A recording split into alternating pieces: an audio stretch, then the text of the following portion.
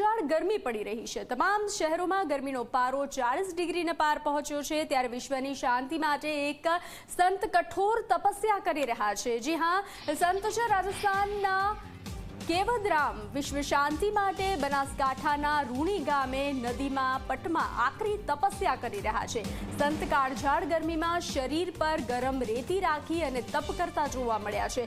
આ સંતની આકરી તપસ્યામાં માત્ર તેમનું મોઢું જ બહાર જોવા મળી રહ્યું છે, તો માળા ફેરવવા માટે એક હાથ બહાર જોવા મળી રહ્યો છે। આ સંત છેલ્લા 20 વર્ષથી વિશ્વ શાંતિ માટે અલગ અલગ સ્થળે જઈ અને તપ કરતા જોવા મળી રહ્યા છે। ત્યારે આ સંતના દર્શનાર્થે મોટી સંખ્યામાં લોકો ઉમટી રહ્યા છે।